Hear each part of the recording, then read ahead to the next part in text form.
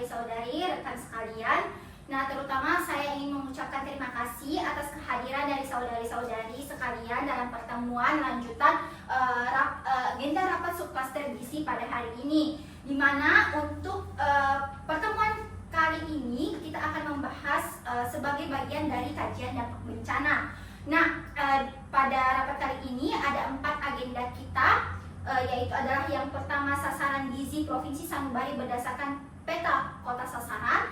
Kemudian yang kedua adalah pengumpulan pertanyaan pada setiap perwakilan subklaster gizi dalam kajian multisektor. Kemudian analisis situasi pasca bencana berdasarkan dari hasil RHA pada Provinsi Sanubari. Dan yang terakhir adalah rencana survei cepat gizi. Nah, di sini juga tak lupa saya mengucapkan banyak terima kasih atas kehadiran dari perwakilan-perwakilan subklaster gizi yang telah menyempatkan untuk melaksanakan rapat pada hari ini.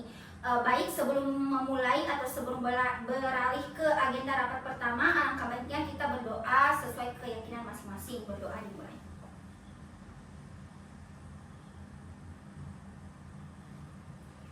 Berdoa selesai. Baik, tanpa membuang waktu, langsung saja kita beralih ke agenda pertama kita hari ini, yaitu adalah pemaparan sasaran gizi Provinsi Sanubari berdasarkan peta kota sasaran yang akan dipaparkan oleh koordinator subklaster gizi, yaitu saya sendiri, Vina Aprilia. Oleh karena itu, langsung saja kita akan beralih ke pemaparannya.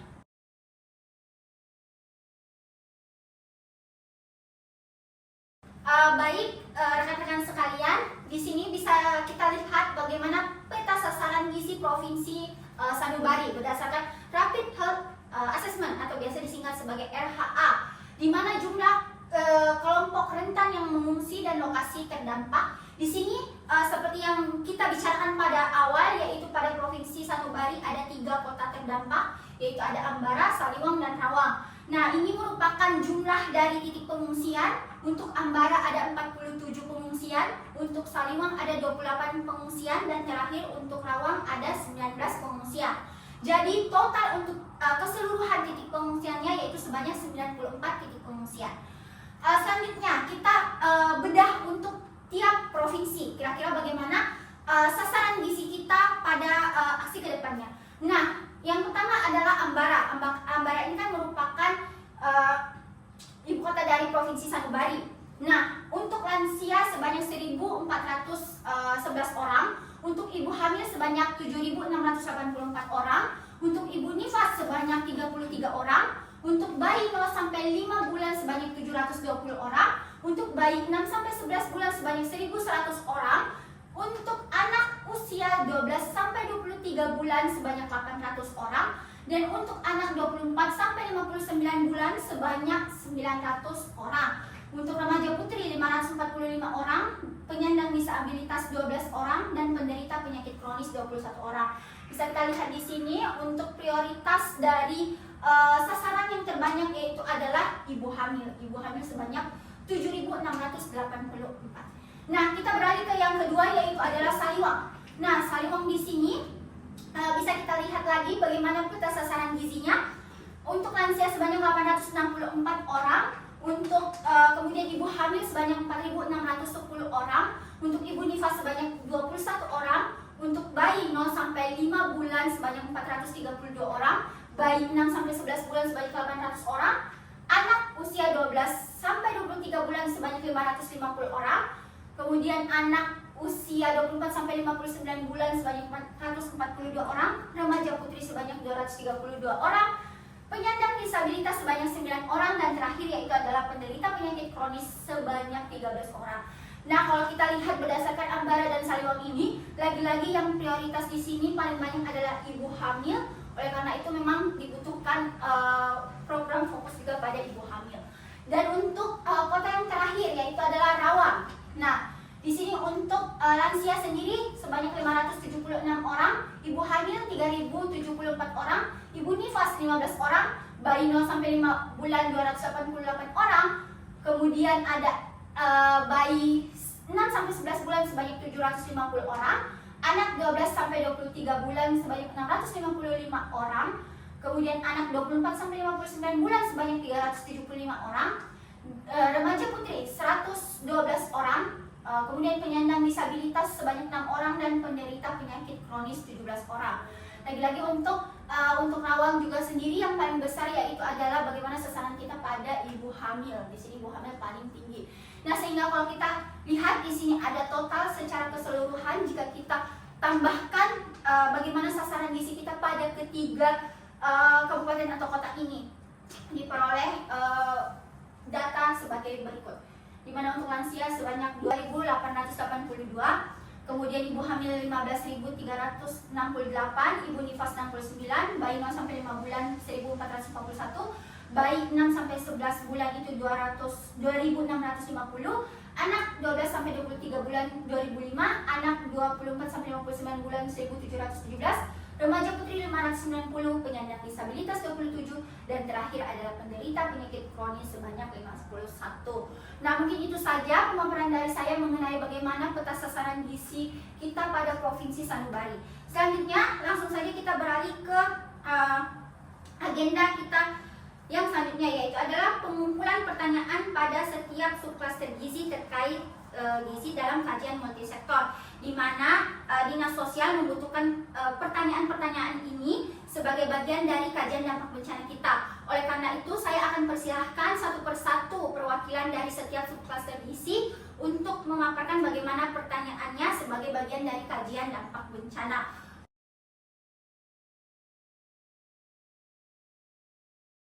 Langsung saja saya persilahkan untuk yang pertama, yaitu adalah perwakilan dari Lembaga Aksi Cepat Tepat sebagai salah satu lembaga swadaya masyarakat. Oleh karena itu, waktu dan tempatnya saya persilahkan.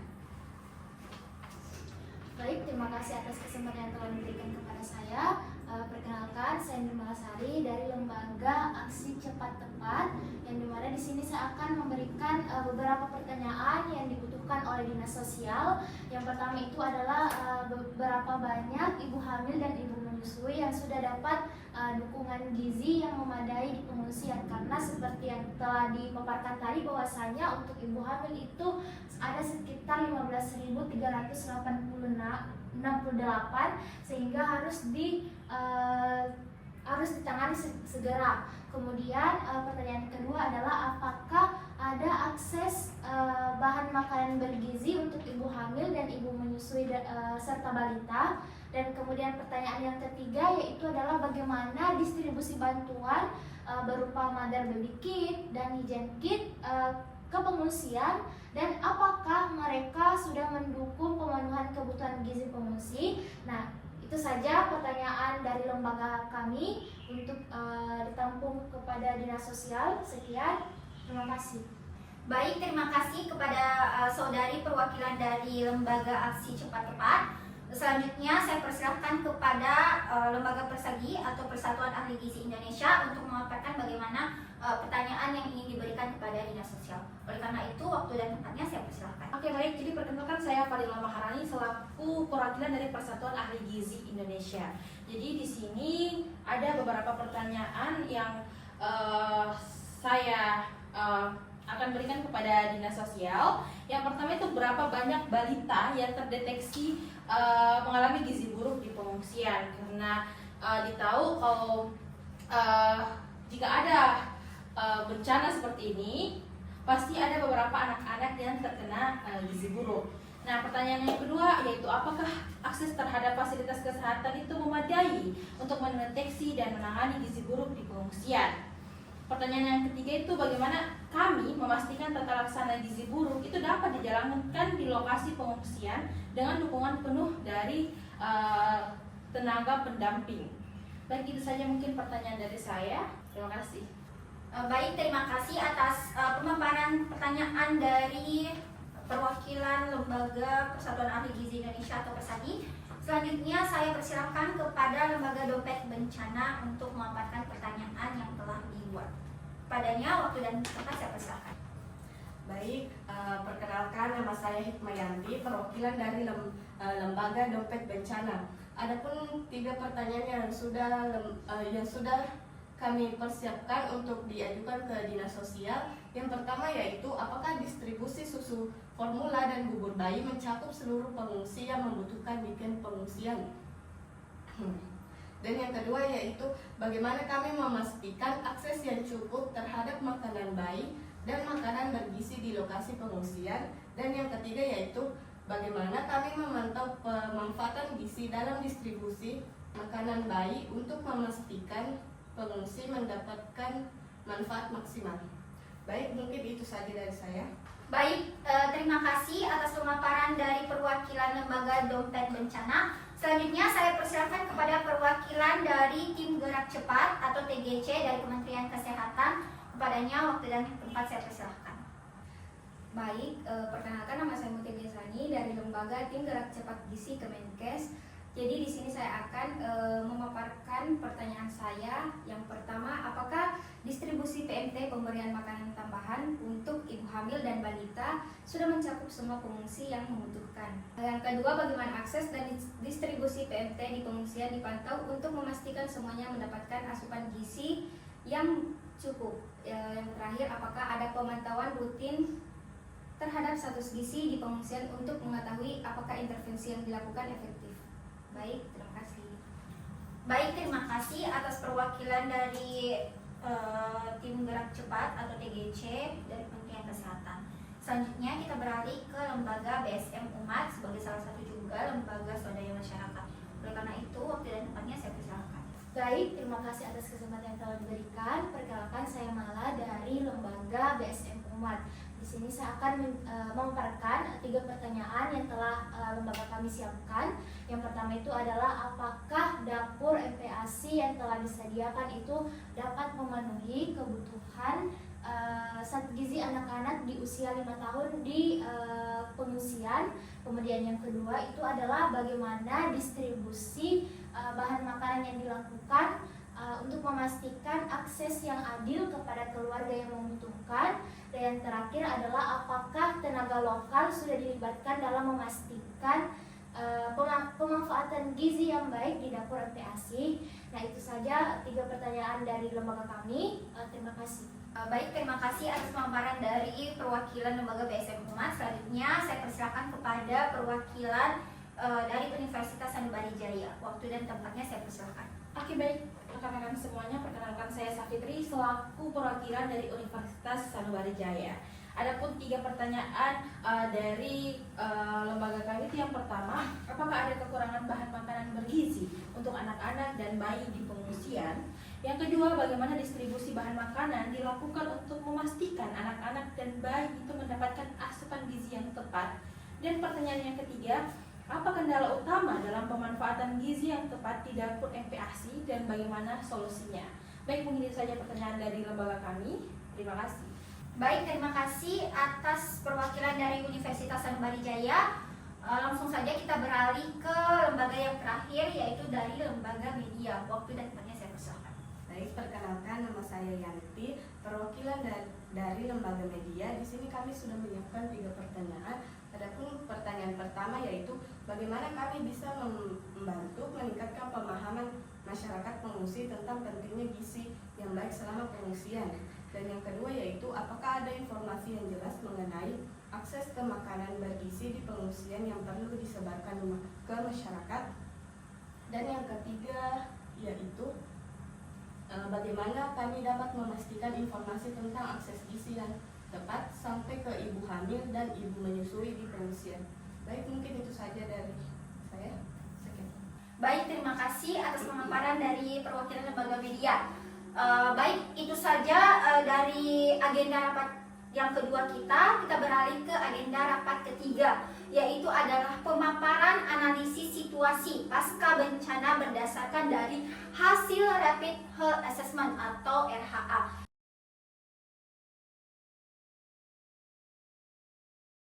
Di mana pemaparan kali ini akan diwakilkan oleh perwakilan dari lembaga Persadi. Oleh karena itu, waktu dan tempatnya saya persilahkan. Baik, jadi di sini saya akan membahas terkait analisis situasi pasca bencana berdasarkan dari Rapid Health Assessment atau RHA. Yang pertama yaitu dari aspek kerusakan dan korban jiwa. Jadi ini gempa itu mengakibatkan kerusakan besar dan korban jiwa. Ribuan keluarga kehilangan rumah dan akses terhadap layanan, memaksa mereka itu mencari perlindungan di daerah yang lebih aman. Adapun kebutuhan prioritasnya itu pemilihan infrastruktur dan layanan publik. Aspek yang kedua yaitu dampak populasi. Diperkirakan 1,5 juta jiwa terdampak, termasuk 7.800 balita. Lebih dari 20.000 orang tinggal di kamp pengungsi, sebagian besar di pemukiman informal penduduk. Jadi kebutuhan prioritasnya itu yaitu tempat tinggal yang layak. Adapun aspek yang ketiga yaitu migrasi penduduk. Sekitar 80.000 orang itu meninggalkan daerah terdampak. Adapun kebutuhan prioritasnya yaitu logistik untuk mendukung pengungsi. Aspek selanjutnya itu kerusakan fasilitas kesehatan. Sekitar 50% fasilitas kesehatan di wilayah terdampak rusak dan tidak dapat berfungsi. Kebutuhan prioritasnya yaitu layanan kesehatan dan gizi. Aspek selanjutnya yaitu sanitasi dan kebersihan.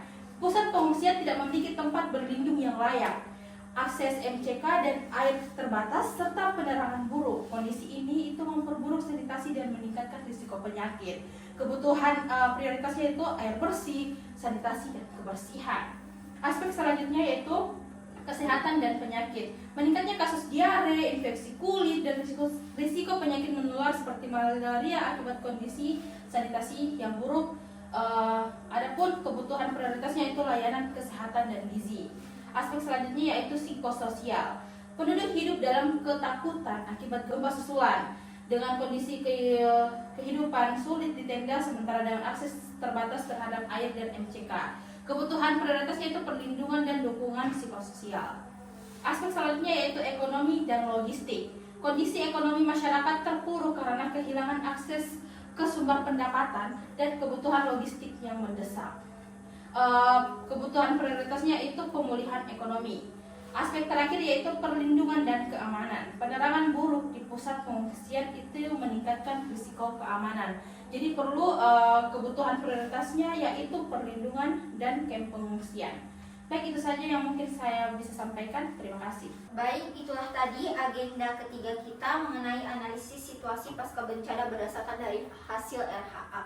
Nah, setelah semua bagaimana kita melihat peta sasaran, kemudian kita mengumpulkan pertanyaan dan kita analisis situasi pasca bencana berdasarkan dari hasil RHA tersebut, maka ada baiknya kita membuat suatu rencana mengenai survei cepat gizi.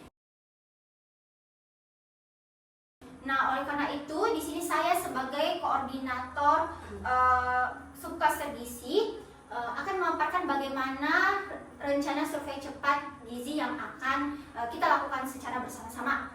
Nah, di sini bagaimana latar belakang dari rencana survei cepat gizi, yaitu adalah gempa besar telah menyebabkan kerusakan signifikan, ribuan orang mengungsi dan masalah gizi diperkirakan meningkat akibat keterbatasan akses terhadap makanan bergizi dan juga air bersih. Oleh karena itu, kita ambil tujuan umum dari rencana yang telah disusun, yaitu adalah menilai status gizi dan kebutuhan gizi kelompok rentan di lokasi pengungsian. Jadi kita nilai dulu bagaimana status gizinya, setelah itu baru kita nilai juga bagaimana kebutuhan gizi dari setiap kelompok tersebut. Kemudian untuk tujuan khususnya yaitu adalah mengidentifikasi prevalensi wasting, stunting, underweight dan juga masalah gizi lainnya. Untuk yang tadi adalah untuk balita. Kemudian menilai status gizi ibu hamil dan juga ibu menyusui. Kemudian mengukur akses dan konsumsi makanan bergizi, dan yang terakhir adalah menilai ketersediaan layanan kesehatan dan pangan di lokasi pengungsian. Nah, adapun sasaran dari survei cepat gizi yaitu adalah balita usia 0 sampai 59 bulan, ibu hamil dan ibu menyusui, kemudian anak usia sekolah 5 sampai 17 tahun dan juga lansia lebih dari 60 tahun. Nah, kemudian adapun alat dan bahan yang diperlukan dalam pelaksanaan rencana survei cepat gizi ini yaitu adalah timbangan bayi dan juga dewasa, bisa berupa timbangan digital maupun timbangan manual. Kemudian selanjutnya yaitu adalah microtoys. Bagaimana microtoys ini? Kita ketahui bahwa untuk mengukur tinggi badan. Selanjutnya yaitu adalah pita pengukur lila atau mid upper arm circumference, dan yang keempat adalah questionnaire untuk survei 24 hour food recall. Jadi bagaimana kita melihat riwayat makan dari korban yang terdampak selama 24 jam terakhir. Kemudian yang terakhir adalah catatan untuk observasi lapangan. bagaimana kita catatan ini diperlukan untuk informasi-informasi tambahan. Kemudian ada pun metode pengumpulan data. Yang pertama adalah pengukuran antropometri, ada berat badan, tinggi badan, kemudian pengukuran lingkar lengan atas atau lila. Nah, kemudian yang kedua adalah kuesioner. Kuesionernya itu mencakup kuesioner dari pola makan. Kuesioner pola makan ini menggunakan metode food recall 24 jam. Kemudian kita juga lihat riwayat kesehatannya. Riwayat kesehatan seperti diare, infeksi kulit, dan juga disebutkan tadi bahwa ada malaria.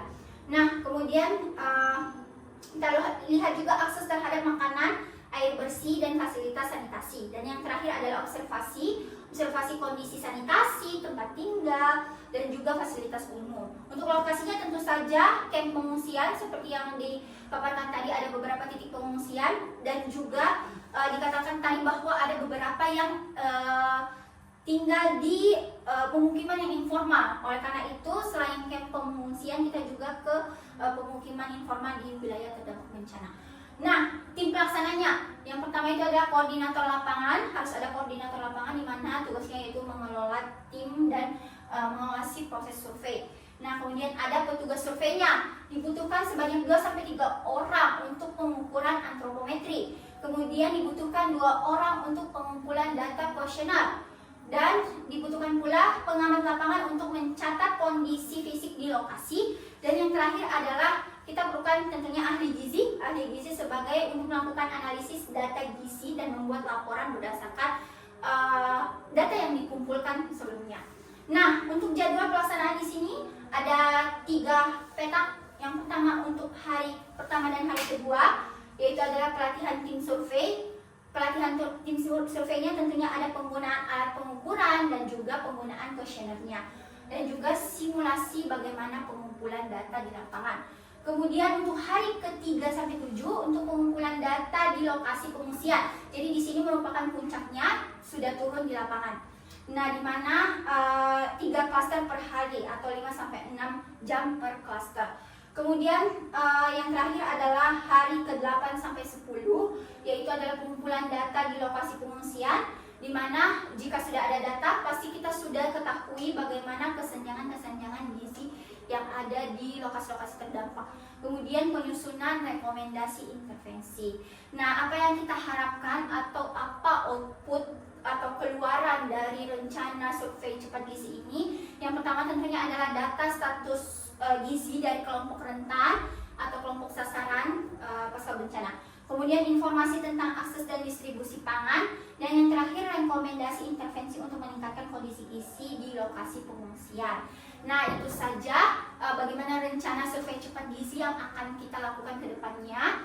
Semoga apa yang saya sampaikan dapat dipahami oleh rekan-rekan sekalian. Nah, itu tadi agenda terakhir dari rapat kita pada hari ini. Sebelumnya saya mengucapkan terima kasih atas komitmen dari rekan-rekan sekalian yang telah meluangkan waktu untuk melaksanakan rapat hari ini. Semoga apa yang kita lakukan itu bisa memajukan bagaimana keadaan dari Provinsi Sanubari untuk depannya. Akhir kata, wassalamualaikum warahmatullahi wabarakatuh. Selamat siang dan sampai jumpa pada pertemuan berikutnya. Waalaikumsalam.